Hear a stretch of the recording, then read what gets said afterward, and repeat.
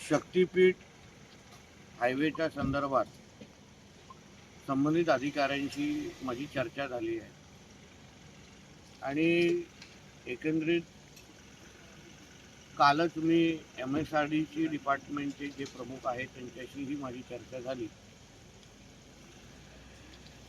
सर्वात प्रथम सिंधुदुर्गाच्या आणि त्या भागातल्या ज्या लोकांमध्ये गैरसमज पसरवण्याचा जो प्रयत्न होतोय त्यांना मी स्पष्ट भूमिका सांगेन राज्य सरकारची की प्रत्येकाला विश्वासात घेतल्यानंतरच हा महामार्ग होणार आहे। एक दुसरा विषय असा आहे की मी असो, खासदार राणे साहेब आणि जिल्हाधिकारी कार्यालयामध्ये दोन आठवड्या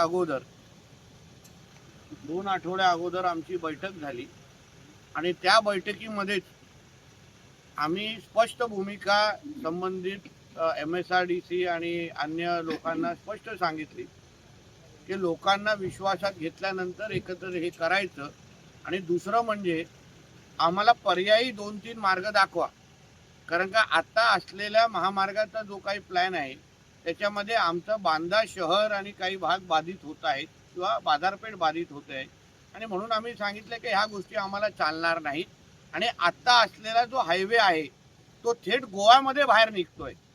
म्हणजे उद्या अगर म्हणजे झाराप ज्याला म्हणतात आणि त्याचं टोक डायरेक्ट गोव्यामध्ये निघतंय।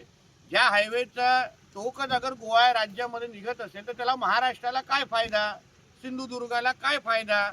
म्हणून आता असलेला जो काही प्लॅन आहे तो 101% आम्ही बदलणारच आहे।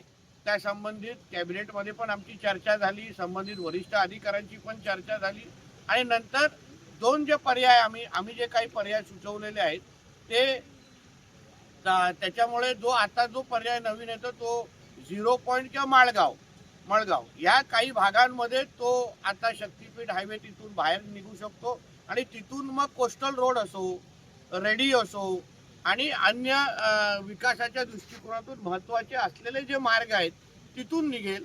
लोकांचा कुठेही इकडे तिकडे लोकांना नुकसान होणार नाही किंवा तिकडे हालचाल हलवण्याची गरज भासणार नाही।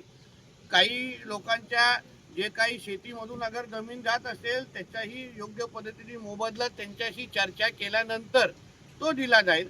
पण आत्ता जो करंट प्लॅन आहे तो 101% आम्ही बदलणार आहोत। तो आत्ताचा प्लॅन राहणार नाही। स्थानिक आमदार माजी मंत्री दीपक केसरकर साहेबांनी पण कालच सन्मान्य मुख्यमंत्र्यांना या संदर्भात पत्र दिलेलं आहे। त्यांनीही आमची जे काही भूमिका आहे आमच्या सगळ्यांची एकच त्या पातळीवर भूमिका आहे आणि म्हणूनच जे कोण विरोध करण्याचं जे काही नौटंकी सुरू आहे, आम्ही लोकांमध्ये निवडून आलेले लोकप्रतिनिधी आहोत।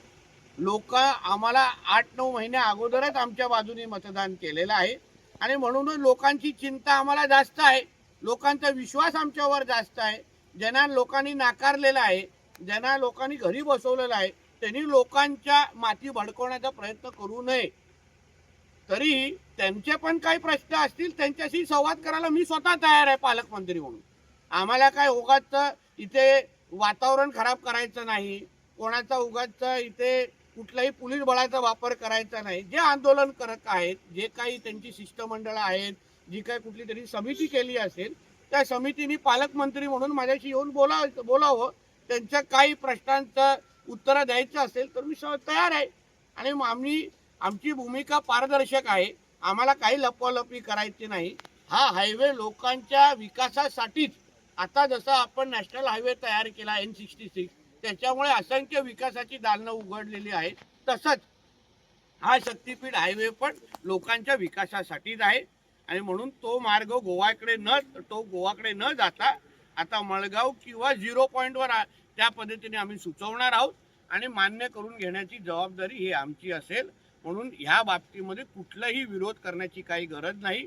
कोणालाही संवाद करायचा असेल तर मी कधीही त्याच्यासाठी तयार आहे।